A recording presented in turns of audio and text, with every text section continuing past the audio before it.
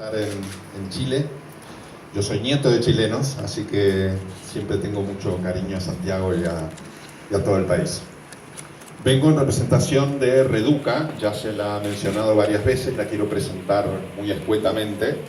Reduca es una asamblea de organizaciones de la sociedad civil. Nacimos en el año 2011 con Todos por la Educación en San Pablo y hemos fundado un movimiento cuyo objetivo es movilizar a la sociedad civil para incidir en política pública educativa y para defender el derecho de aprender, que como vamos a ver ahora, aprender es más, mucho más que educar. Esta red pretende hacer cumplir un derecho, y para hacer cumplir un derecho nosotros seguimos la línea de Mario, que dijeron al comienzo, lo citó Matías: nosotros hacemos ruido, vamos a ser molestos.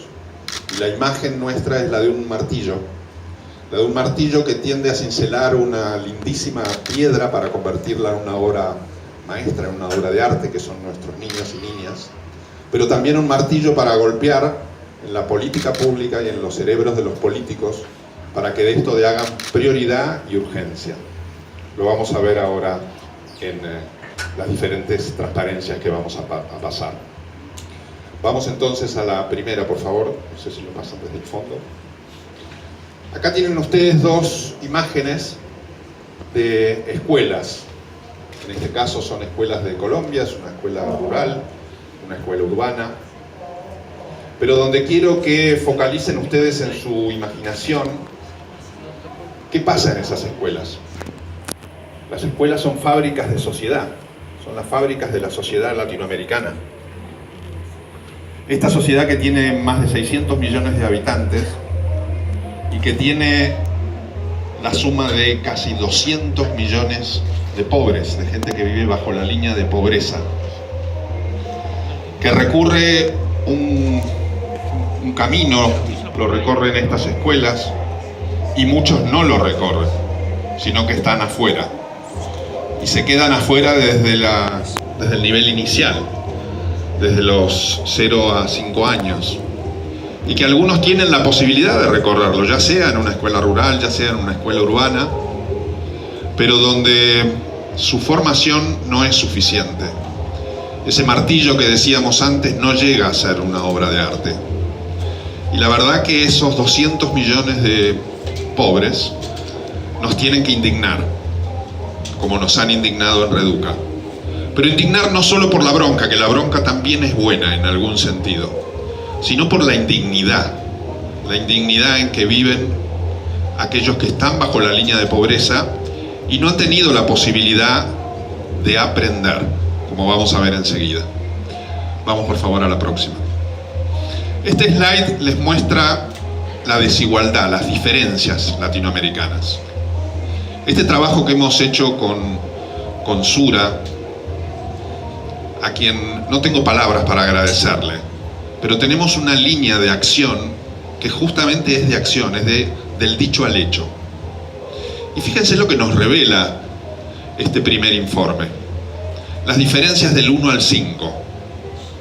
El promedio les indica de Latinoamérica que el quintil más bajo, el 1, no llega a terminar la secundaria, es decir, solo la terminan alrededor de un 35%, un poquito menos.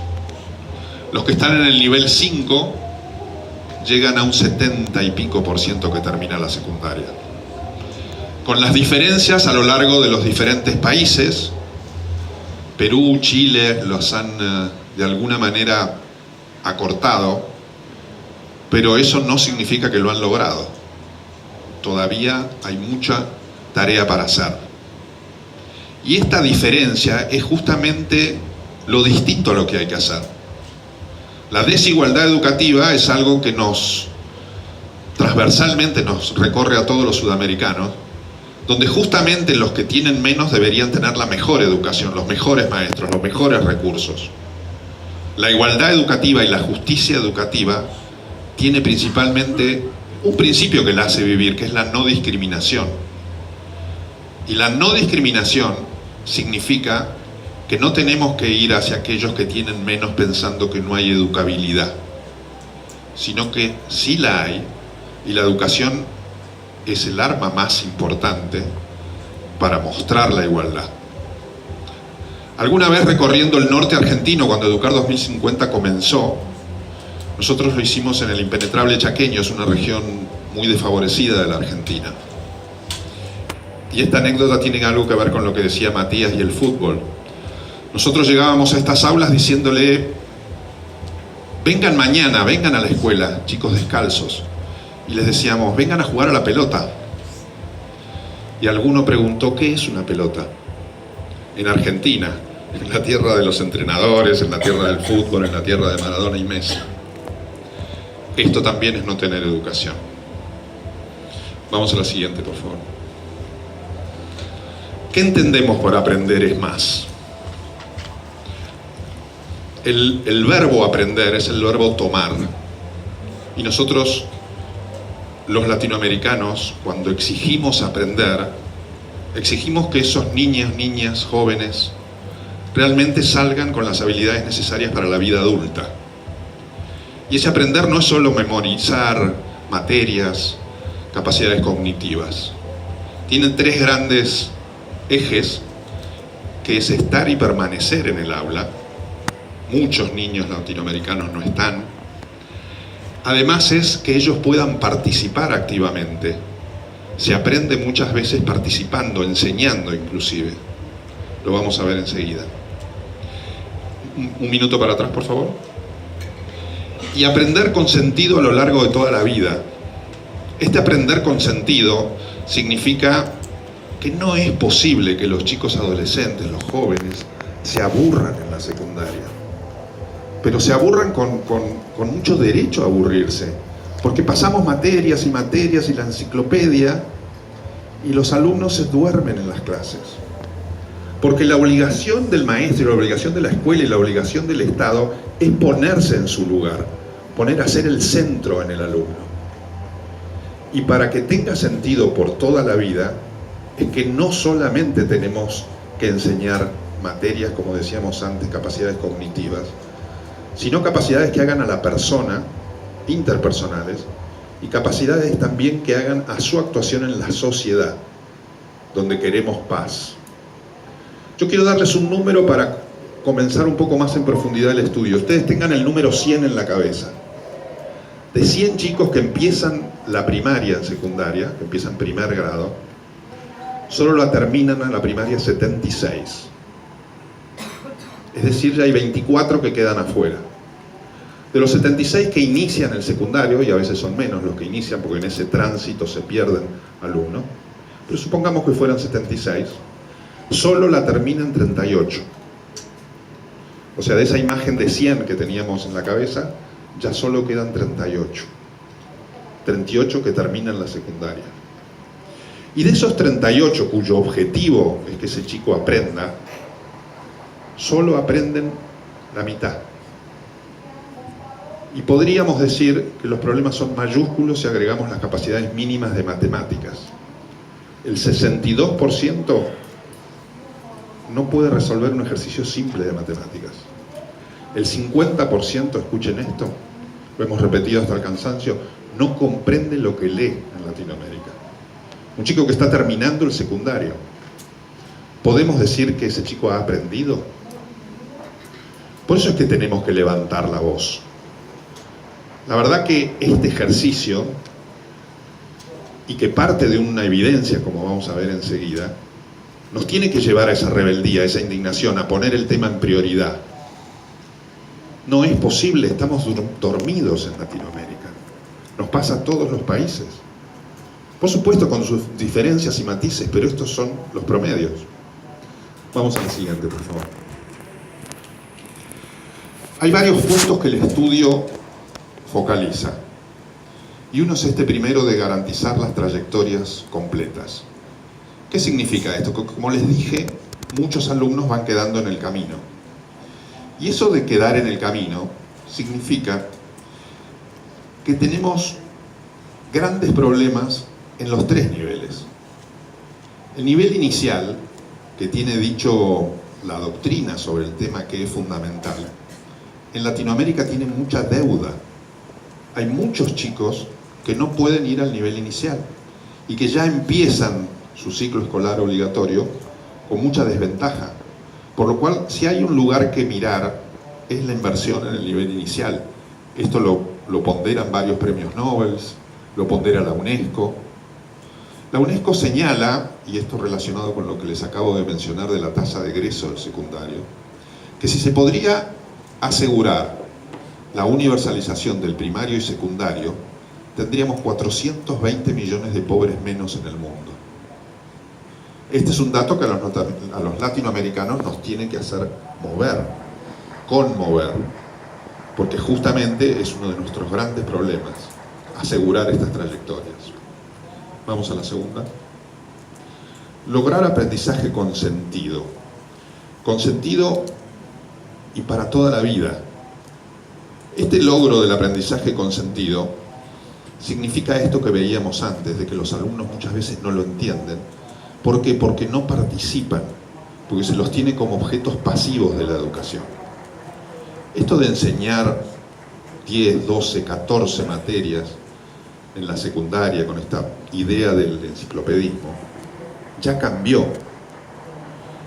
El maestro, que de algún modo era la representación de la sabiduría y por eso su tarima donde se paraba y era el dueño del conocimiento, hoy cambió y cada uno de ustedes en sus bolsillos tienen un dispositivo que sabe mucho más que el maestro y que los alumnos lo manejan mejor y que a un clic les da la posibilidad de llegar a entender y a juzgar lo que se está diciendo. Entonces, este aprendizaje con sentido tiene más que ver que con las habilidades cognitivas, con lo que decíamos antes, las habilidades del siglo XXI. Primero, desde el punto de vista interpersonal, que es saber trabajar en equipo, saber trabajar colaborativamente, saber resolver problemas, saber negociación. Y toda esta resolución de problemas es enfrentarlos con la vida real. Y eso no se lo estamos enseñando. Porque eso también se enseña, también se aprende. Y en muchos casos los mejores maestros van a ser esos alumnos que toman un rol protagónico, como tenemos diferentes ejemplos, seguramente después Mario lo va a explicar mejor, las redes de tutorías, o algunos proyectos diferentes que hacen el aprendizaje basado en proyectos con trabajos colaborativos de los alumnos. Entonces, este aprendizaje con sentido para toda la vida tiene también mucho que ver con lo intrapersonal. ¿Estamos educando en valores? ¿Están aprendiendo el ejercicio de esos valores? ¿Los alumnos latinoamericanos están saliendo preparados para esa vida adulta que hace necesario profundizar? ¿Qué significa esto de la empatía? Tenemos una frase muy hecha que es ponerse en el lugar del otro, pero es más que eso. Aprender la empatía es sentir lo que siente el otro, no solamente ponerse en su lugar. Vamos a la tercera. Ir más allá de las pruebas estandarizadas.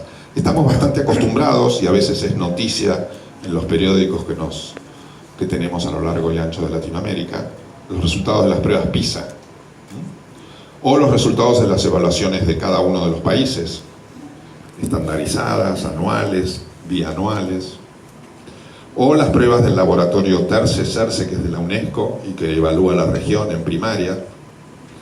Pero aprender es más que eso. Aprender es un derecho madre, aprender es un derecho que permite la libertad. Somos esclavos de la ignorancia. Muchos de nuestros alumnos son esclavos de la ignorancia. Si estamos teniendo estos números finales sobre 100, que quedan 15 que tienen cierta habilidad para comprender textos, justamente estamos coartando ese derecho, como dije, madre, a otros. Tenemos ciudadanos pensantes en Latinoamérica que puedan ejercer esa ciudadanía con criterio, con pensamiento crítico, si tenemos estos números. Vamos a la otra. Potenciar el rol de directores y directivos. Si hay algo donde tenemos que poner el eje, es en la capacidad de los docentes y de los directivos para tener liderazgo y para tener mejores resultados. No se conoce una escuela exitosa que tenga un mal director. Por eso se viene trabajando y tenemos varias experiencias a lo largo de Reduca en Colombia, en Argentina, en Chile, donde hemos tratado de ir a formar a esos directivos. Y la verdad que ahí tenemos mucha efectividad en el trabajo. Los directivos son menos que los docentes, se ocupan ellos de entusiasmar a su cuerpo de profesores. El cuerpo de profesores inicia un círculo virtuoso con los padres, y esos padres se comprometen con la educación. Luego vamos a ver este compromiso de los padres, recuérdenmelo si no me lo olvido. Pero la llave lo tienen los buenos maestros. Los buenos maestros que también se van a adecuar a un rol distinto, por esto que veíamos de las tecnologías, donde ese rol muchas veces se convierte en facilitador. Pero es indispensable y lo va a seguir siendo esa humanidad detrás del saber. Participando los alumnos, jugando un rol los directivos y docentes. Ahí tenemos una clave. Y por ese camino vamos a insistir mucho junto con Sura a lo largo de todo el continente. Reduca lo tiene como uno de sus ejes, el fortalecimiento. Vamos a la próxima. Sumar esfuerzos. Esto lo decimos con mucha humildad. La verdad que nosotros somos una asamblea de pares de 15 países, México, Centroamérica, América Latina, y nos necesitamos unir para que nos escuchen. Y esta oportunidad es trascendental, porque el hecho de que nosotros nos juntemos en un país que está haciendo las cosas bien, significa para nosotros mucho para el continente. Por supuesto que tenemos en todos lados cosas para mejorar, pero necesitamos aliarnos, necesitamos unirnos, necesitamos humildad. Porque la verdad es que no hay muchos ejemplos como Sura. En muchos casos que recorremos el continente, los empresarios nos abrazan y nos dicen: este es el camino, vamos por allí. Pero a la hora de ayudarnos concretamente, las crisis lo impiden. Y el abrazo se convierte nada más que en un mimo de un encuentro casual. Y unir esfuerzos significa unir compromisos. Y la verdad que lo necesitamos, pero lo necesitamos por la urgencia. ¿Qué hay más urgente que el hecho de que nuestros jóvenes, nuestras niñas, nuestros niños aprendan? ¿Qué hay más urgente? La verdad que me gustaría sintetizar el mensaje, creo que ya estoy en tiempo, y quiero que se acuerden de la palabra Reduca, y cada una de estas letras va a tener algo para decirles. La R es de responsabilidad. La responsabilidad es de todos. Veníamos comentando recién con María Pía de Perú a un amigo de Reduca, que es José Antonio Marina, un filósofo español, que tiene un dicho muy gráfico, que para educar se necesita toda la tribu. Y toda la tribu significa todos nosotros, los padres, los ciudadanos, los medios de comunicación, los empresarios. Todos educamos. Todos educamos en un por favor, en un gracias, en un permiso, pero también en el compromiso de estar cerca. La educación no se terceriza. Los padres no pueden dejar al alumno para que alguien se ocupe de formar un ciudadano. Todos tenemos que estar en esta responsabilidad. La E es de las escuelas, y de las escuelas más desfavorecidas. No puede ser que tengamos cerca de 200 millones de chicos debajo de la línea de pobreza. Ese debería ser nuestra prioridad. Escuelas más desfavorecidas. Pero hacerlo con lo que decíamos antes, con todo el ímpetu posible. Deben tener la mejor infraestructura, los mejores recursos, deben estar conectados a Wi-Fi, también ya casi pasa a ser un derecho humano. Y que la tecnología los ayude, porque está para ayudar, es una herramienta. Escuelas más desfavorecidas. La D es de docentes y directivos. Evidentemente allí tenemos una clave y sobre ellos tenemos que incidir. Pero incidir en todo sentido. Los padres que estén cerca, no solo para criticar al docente, sino para apoyarlo. También para exigirle, pero estando cerca. Ahí vamos a tener una posibilidad de hacerlo más rápido. La U es de universalizar esto que decíamos antes, las trayectorias. Primaria y secundaria es una obligación.